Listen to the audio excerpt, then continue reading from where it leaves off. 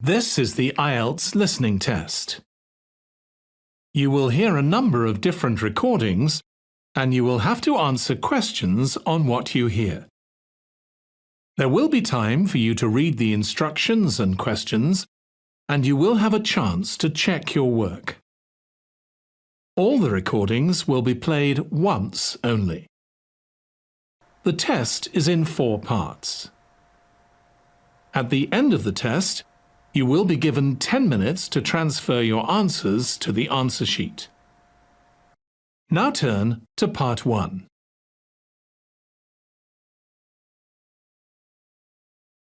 Part 1.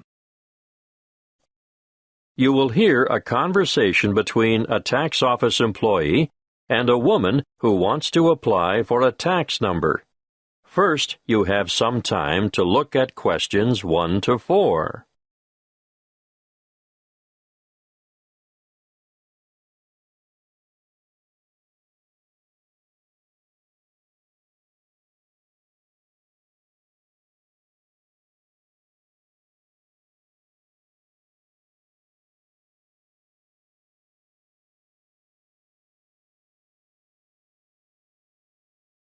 Now we shall begin. You should answer the questions as you listen, because you will not hear the recording a second time.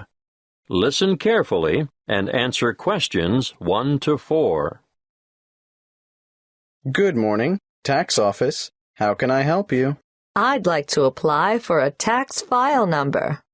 Are you a citizen? No, but I'm told I still need a number. So what is your residency status?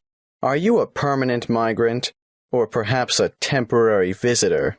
Oh, I'm a permanent migrant. And you need a TFN? A what? A TFN. It stands for tax file number. Yes, what is that exactly?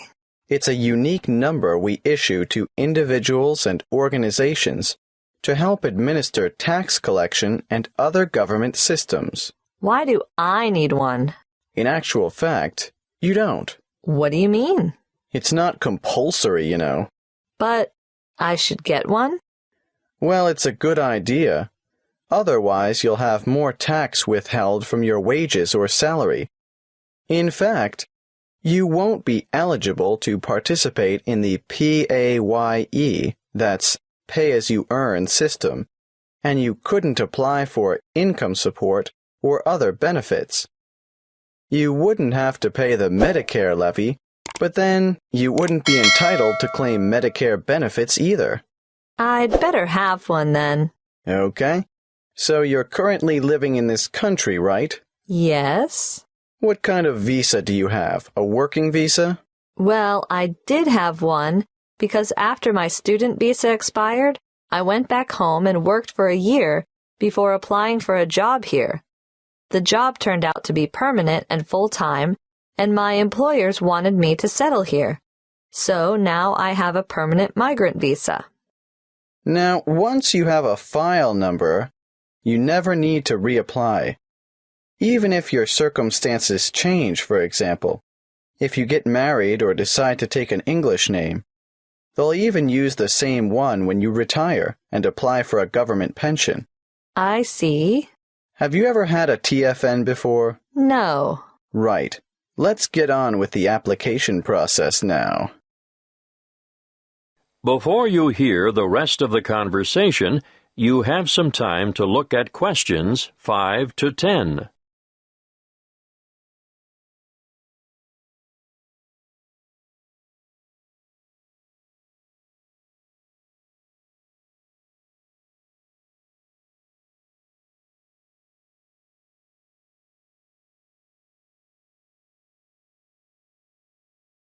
Now listen and answer questions 5 to 10. What is your passport or travel document number? Oh, just a moment. I have it here. JGW 1100536. Where do you come from? I came from Greece. Is that your country of origin? Yes, I came from Greece. Are you Greek? Do you have a Greek passport? No, I was born in Spain. I have a Spanish passport, but I've been living in Greece. And where do you live now? Where will the department send your TFN? That's 1339 Harbor Drive, Hollywell. Postcode? 1517. Thank you. Now, what's the best way to get in touch with you? By phone, you can ring my landline number, 0955775076. I'm sorry, I haven't got a cell phone at the moment. I see. Can you give me the details of someone else we could contact if we can't get you during office hours? That would be my landlady, What's her name? Martha Pierce. Is that Pierce, P-I-E-R-C-E? No, it's P-E-A-R-C-E. And her number is? The same as the one I gave you. Yes, I've got that. Now, for some more personal details, what title do you use? Excuse me? Are you Mrs., Miss, or Ms.? I'm not married. Put me down as Miss. All right. What's your surname? Farina. What's your first name? Maria. Do you have a second or middle name? Well, two, actually. What are they? Rosa Anna. I'm guessing Farina is your maiden name, since you haven't been married. But are you known by any other names? Farina is my only surname, but people call me Mary. As a first name? Yes. When were you born, Mary? Can you give it to me in the following order? Day, month, and year? The 15th of November, 1983. You're obviously female, so that brings me to the last question, which I don't really need to ask. What's that? Your husband's name. I don't have one. I know, so I'll just write down N.A. for not applicable. Thank you. That is the end of Part 1. You now have 1 minute to check your answers to Part 1.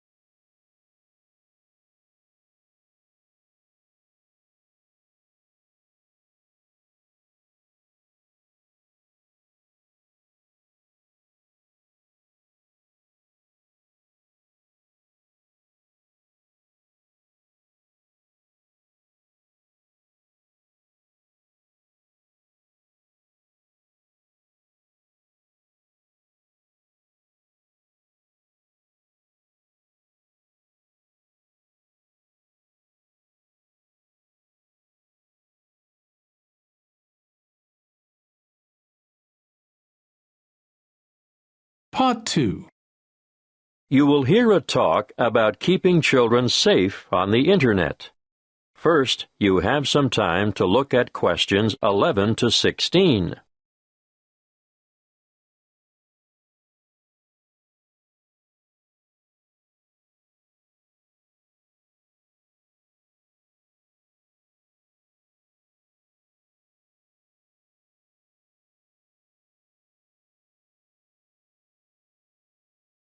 Listen carefully and answer questions 11 to 16. Thank you for coming. It's good to see so many of you interested in keeping your children safe on the Internet. What's in store? Well, firstly, I'm going to talk in general about some common sense ideas and rules for young ones using the computer. Then, I'll give you some information on free educational websites. Finally, we'll finish with question time. I'm sure most of you think that the Internet can be a frightening place in which to let your children roam loose. But let me remind you that it can also be a fountain of knowledge and education. The trick is to avoid the former and utilize the latter. There are programs available both in your local electronics supply shop and free to download that will keep your child safe to a certain degree on the World Wide Web. A popular one is Online Family Norris, which bars things like military and social websites. I wouldn't advise you to rely solely on a program to protect your family, though. As good as it is, you cannot abdicate your responsibility as a parent. I'm sure you all know that, or you wouldn't be here. When all is said and done, the best way to keep children safe is to educate them and keep an eye on them. For this reason, you should make sure the computer which your child uses is kept in a communal space, where you can look over their shoulder from time to time. It is paramount that you teach them never to divulge their proper or full name, and to never provide personal information, such as where they live or what their phone number is. Tell them that online friends must remain just that, online, unless they are supervised. It is difficult, I know, to teach children about the dangers of the world when they are so naive, so trusting and innocent. But without going into great detail, you must alert them to the possibility that the people they are chatting with may not be who they say they are. It's also sensible not to give them their own email address until they are old enough to use the internet safely. So, all communication from websites will go through you. When they are old enough to use social sites like Facebook and MySpace, teenagers need to know that whatever postings they put on the web will remain accessible forever. Nothing is ever really deleted there. And embarrassing pictures or remarks may come back to haunt them one day. For instance, when they apply for a job, they could jeopardize their chances, as the employer or human resources staff will look on the web to find out more about their potential employee, and they may be shocked by what they find there. Not the sort of stuff an applicant would want on his or her CV. It can also make them more vulnerable to bullying. Unfortunately, bullying on social sites is another thing to look out for, and I have to tell you, it's on the increase. It's a very difficult issue to deal with, but something that is more easily detected if the computer is kept in a family space. If we can put these negative issues aside, let's not forget that the internet is also a wonderful place for children of all ages. Teenagers may be mostly networking on social sites or completing research that they've been asked to do as part of their homework assignments, but younger children can get assistance with mathematics, spelling, and reading on a variety of free and paid-for sites. Before you hear the rest of the talk, you have some time to look at questions 17 to 20.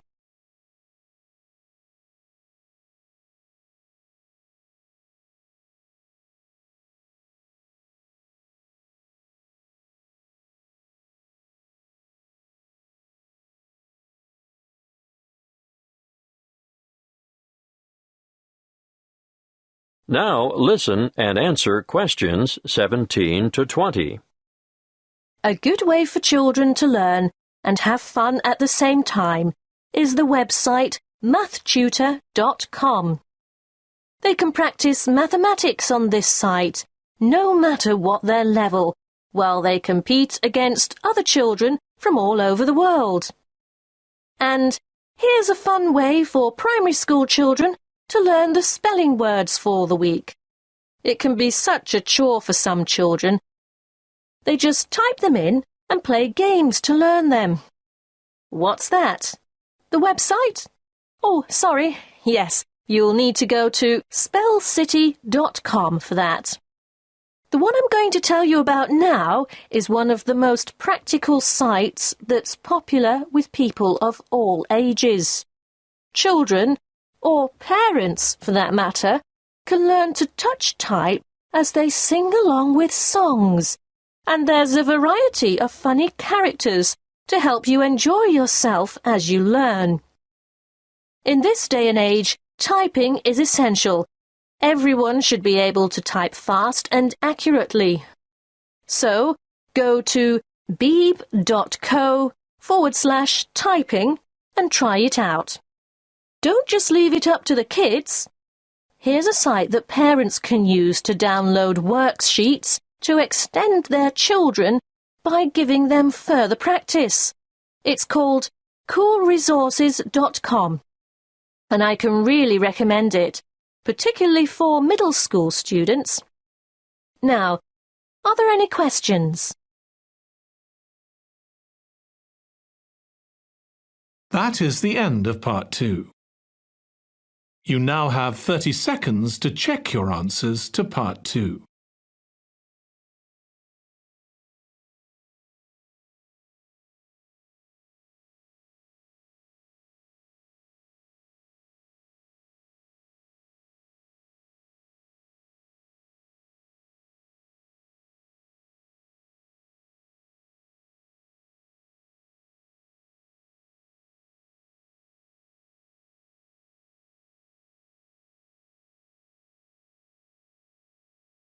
Part 3. You will hear a conversation between two students in the education department who are discussing their first assignment. First, you have some time to look at questions 21 to 28.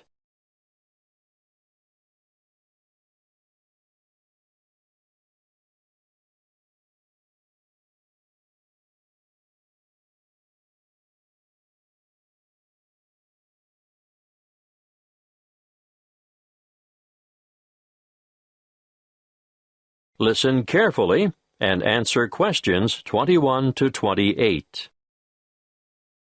Hey, Ted, what are we going to do about this assignment?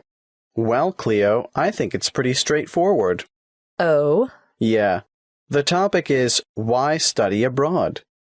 I suggest we do a survey of international students, collate the responses, make a graph, and exhibit our findings in the form of a poster.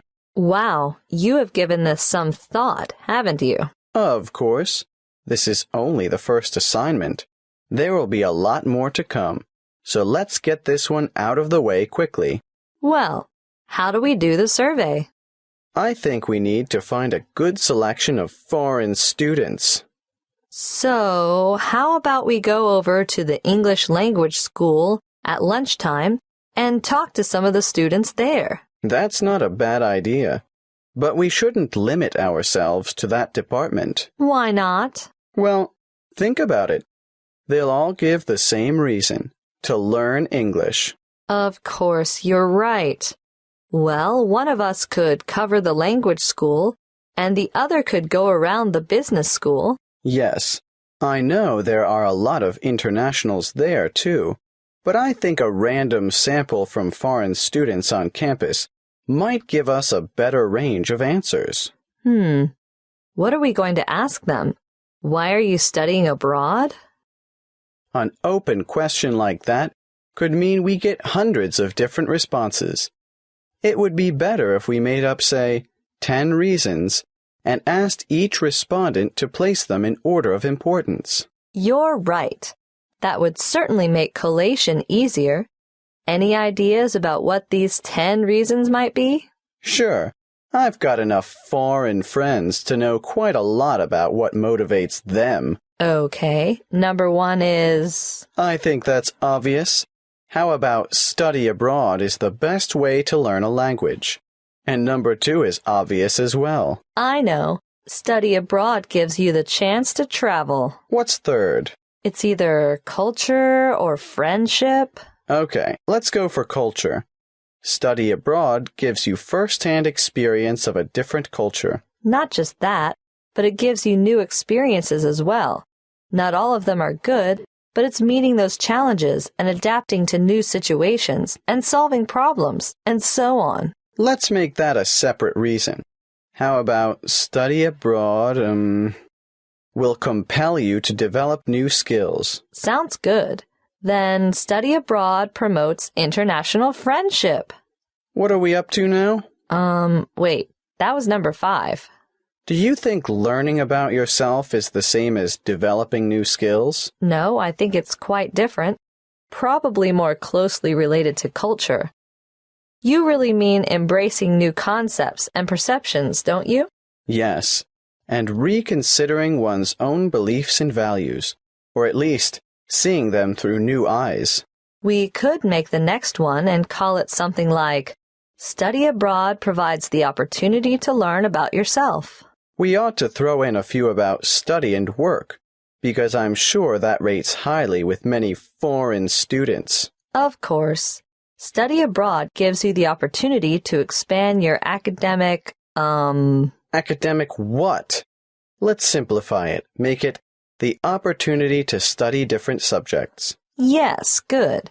It can also enhance the value of your degree. How's that? Well, I think you can take courses you would never have had the opportunity to take on your home campus, and employers will know also that your language skills have been given quite a boost. Isn't that the same as number 7? No, I think it's a separate issue. All right, keep it. Now, I think this next one is more important. Shall I change the order? No need. The students are going to rank them according to their views. So what is it? Study abroad enhances employment opportunities. Ugh, why didn't I think of that? Anyway, there's one even more obvious than that. Let me guess. Study abroad broadens your mind? Exactly. Okay. Now we have 10. Let's print off 100 questionnaires and go and do the survey. Before you hear the rest of the conversation, you have some time to look at questions 29 to 30.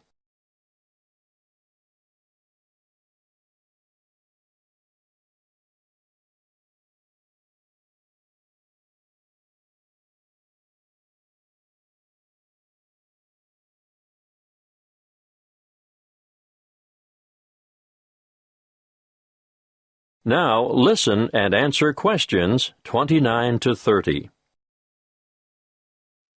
Did you hear about the National Geographic survey of American students between the ages of 18 and 24? Yes.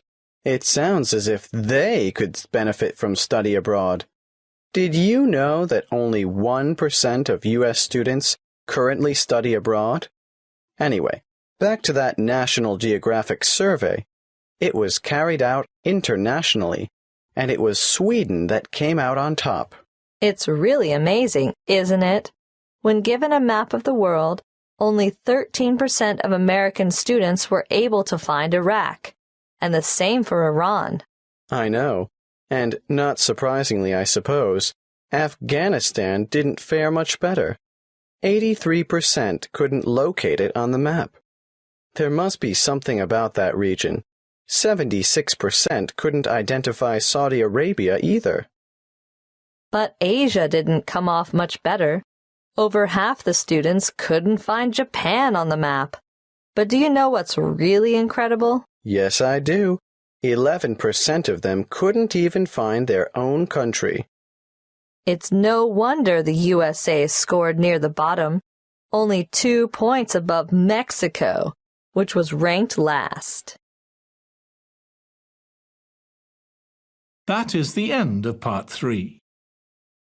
You now have 30 seconds to check your answers to part 3.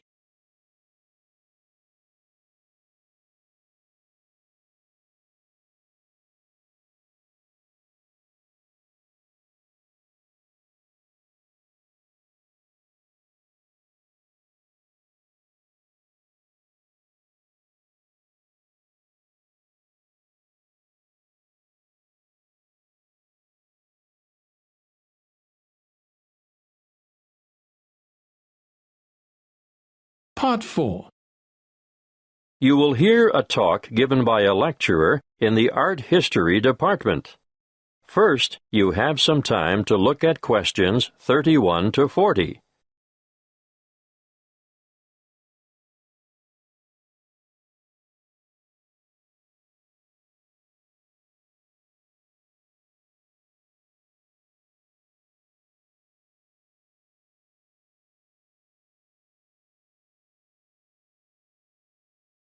Listen carefully and answer questions 31 to 40.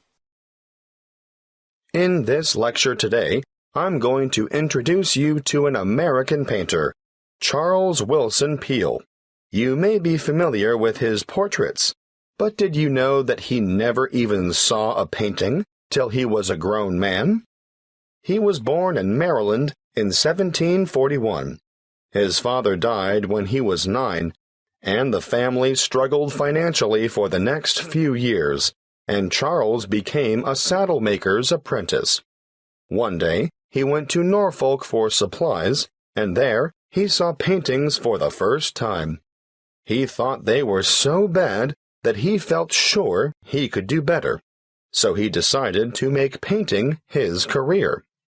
In 1766, he went to London to study painting with Benjamin West. Whilst there, he painted this portrait in 1768. See Slide 1, Pitt as a Roman senator. Notice how elaborately symbolical this portrait is. The symbolism arises, of course, from Pitt's famous speech to the British Parliament, where he draws an analogy between the ancient Roman Senate's view of a barbaric Britain and the prevailing European view of the time of a barbaric African continent fueling the slavery trade. Perhaps you didn't know that the Romans used Britons as slaves. But I digress. Back to Peale. He returned to America and in 1772 painted the first ever portrait of George Washington. See Slide 2. In 1773, he painted a group portrait of himself, his wife, mother, brothers, sister, his old nurse, and an unidentified baby. Just look at the slide. This painting is simply called The Peale Family. And you can almost feel the exuberance of the family and their warmth towards one another. He enjoyed great success as a portraitist prior to the Revolution, and served with distinction in the Revolution.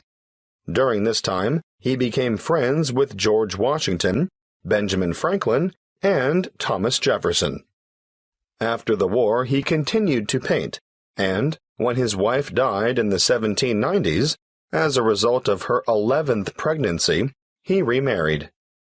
He had 17 children in all, naming the sons after famous painters or scientists. Although perhaps best known for his portraits of famous people, Peale liked novelty. Look at this slide of his two sons, Raphael and Titian, life-size, climbing a narrow stairway. This painting, The Staircase Group, 1795, was exhibited in a doorway as a trompe-l'oeil. And it is said that it did, in fact, fool the eye of George Washington. Even as far back as 1772, we can see his desire for difference in Rachel weeping. It's a rather macabre portrait of his first wife crying over the death of one of their children, their daughter Margaret. I'd like to show you one more slide to demonstrate his innovative approach. This is a portrait of his brother, James, sitting at his desk at night, with only his face illuminated by a lamp. This was painted much later than the others, in 1822.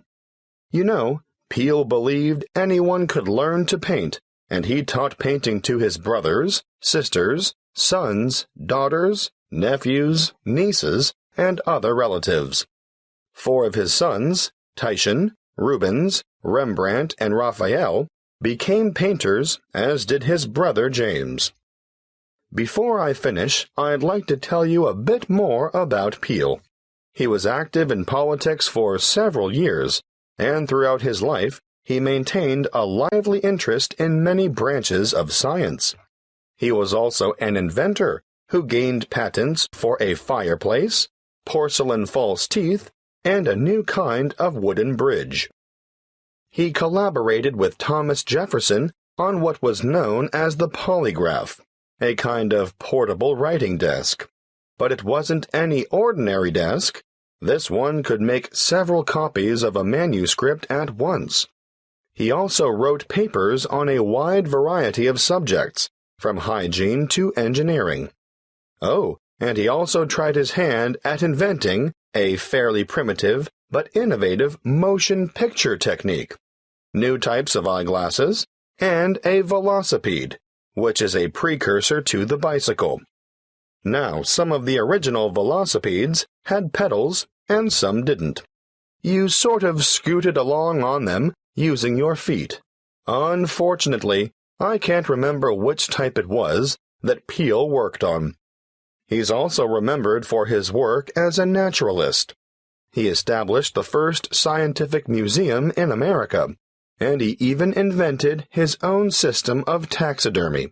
For those of you who aren't sure what taxidermy is, it's the art of preparing, stuffing, and presenting dead animals so that they appear lifelike. He was also well ahead of his time in that he placed his animals in a simulated natural environment. His most magnificent exhibit, however, was the complete skeleton of an extinct mammal known as a mastodon, which he helped excavate. The event was memorialized in his extraordinary painting, The Exhuming of the Mastodon.